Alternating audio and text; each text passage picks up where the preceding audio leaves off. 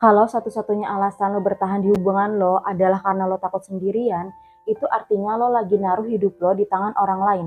Dan ini sama aja lo ngancurin hidup lo secara perlahan. Makanya supaya lo nggak hancur, lo harus emotionally independent.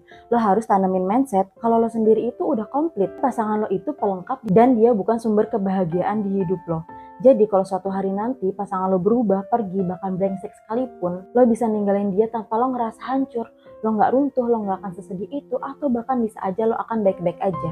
Bukan karena lo nggak sayang sama dia, tapi karena lo udah paham kalau sumber kebahagiaan lo itu ada di dalam diri lo sendiri, bukan pada kehadiran orang lain. Karena lo udah sadar fondasi hidup lo itu bukan dia, tapi diri lo sendiri. Bahagia itu lo yang ciptain, lo yang jaga. Tapi kalau sadar itu lo bisa bilang, gue bisa pergi kapan aja kalau ini udah merusak hidup gue.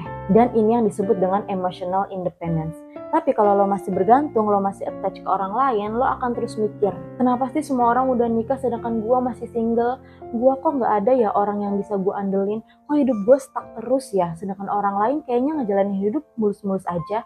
Padahal ya daripada lo ngegalauin kayak gitu, lo bisa aja lo traveling keliling dunia, lo bisa ngejar mimpi lo bisa nongkrong sama teman-teman lo, ketawa, ketiwi, healing, ngembangin diri lo, ngembangin karir lo. Yang intinya lo harus bisa berdiri di atas kaki lo sendiri secara emosional. Supaya ketika hidup ngasih lo kenyataan pahit, lo gak nyalahin orang lain, lo gak nyari penopang dari luar.